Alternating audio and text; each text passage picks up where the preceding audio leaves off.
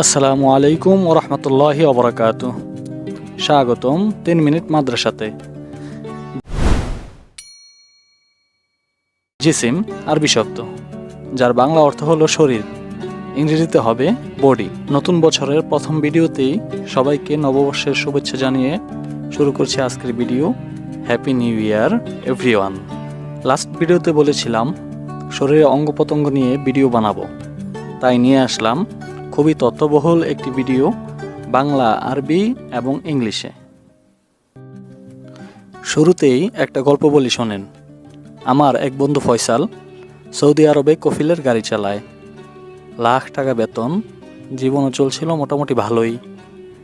একদিন কফিলের ফ্যামিলিকে শপিং মলে রেখে সে বের হয় তার গার্লফ্রেন্ডকে বাসায় নামিয়ে দিতে, কিন্তু রাস্তায় হঠাৎ একটা মারাত্মক অ্যাক্সিডেন্ট।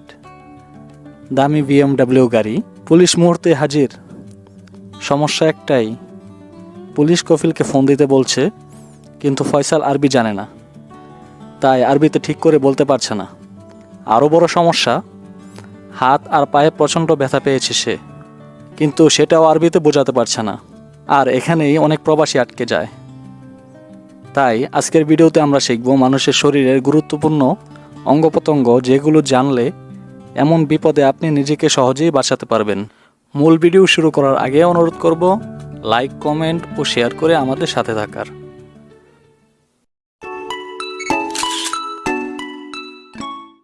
রাস অর্থ মাথা, ইংরেজিতে হবে হেড। জিসিম অর্থ শরীর, ইংরেজিতে হবে বডি। ওয়াজা যার অর্থ হলো মুখ, ইংরেজিতে হবে ফেস। আইন